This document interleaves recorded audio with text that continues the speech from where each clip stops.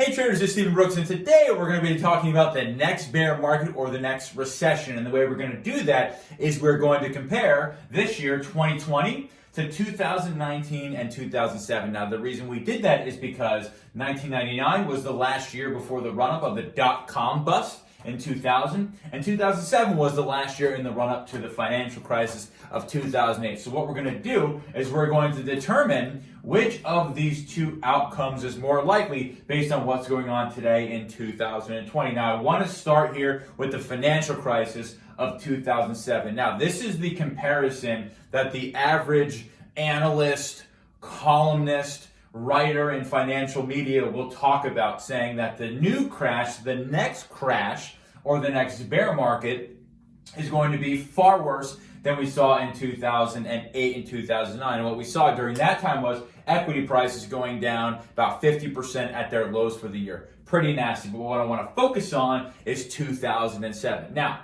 from 2002 to 2007, we had a pretty strong bull market. Now, that's about a 5-year period. We had a very strong bull market. But really what ended up happening here in 2007 was that credit froze. So what ended up happening was these banks were taking these very, very large bets on these real estate derivatives and financial products. And because they were so incredibly leveraged on those bets, that once those bets started to go just a little bit sideways, they took massive, massive losses. And what happened when they took massive losses is they stopped lending money. It became more difficult to get a mortgage. It became more difficult to fund your day-to-day operation if you were small or just a general business. Once credit froze up, that's when the cascading event happened. Most actual recessions, not bear markets or crashes, most actual recessions happen when credit freezes up. So in 2007, those banks had massive losses in their credit and derivative trades. Thus, they could not lend out money to individuals or to other institutions. Thus, credit froze up. Businesses could not fund their day-to-day operation like they used to. They had to fire people, unemployment went up, and the whole thing kind of went to hell.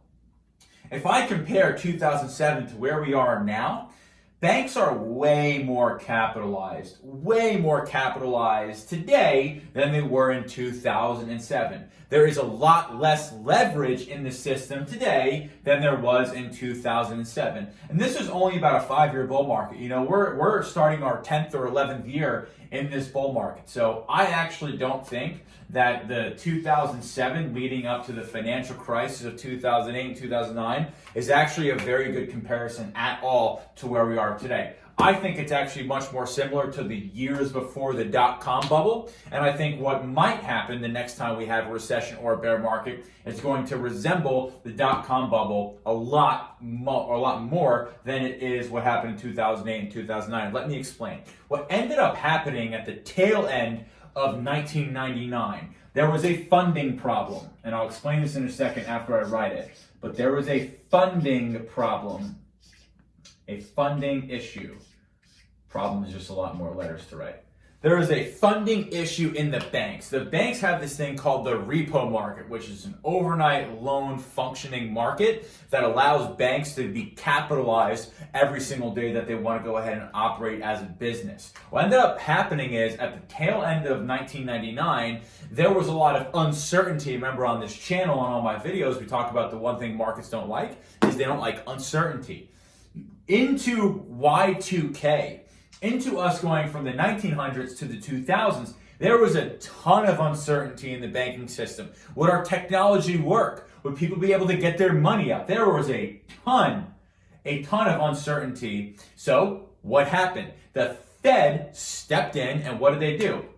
They helped fund the repo market.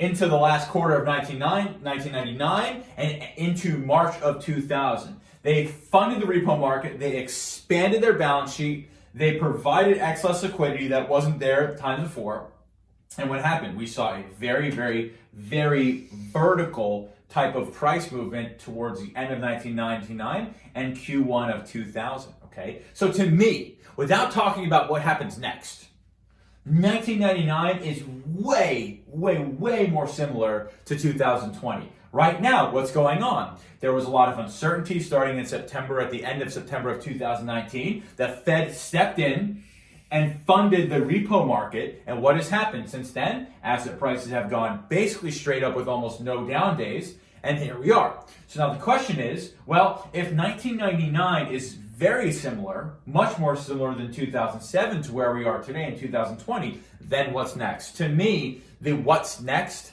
the next bear market or the next recession is going to be, in my opinion, very similar to the dot-com bubble in 1999. Why? Because the tail end of that bull market into the beginning of 2000 was all based on central bank monetary policy, and specifically in that repo market. Now, we don't have enough time on this video to get into the specifics on the repo market, but you can go ahead and take a look. If you Google search or YouTube search on anything, you'll find the information you're looking for. But at the end of 1999, they funded the repo market, they expanded their balance sheet, they put more money in the banking system, and that created a chase for the highest performing assets, the technology stocks, into March of 2000. What happened in March of 2000? They said, we're going to kind of chill out here with this repo market stuff. And then what happened? Boom. Over the course of the next 3 years, the NASDAQ was down about 80%.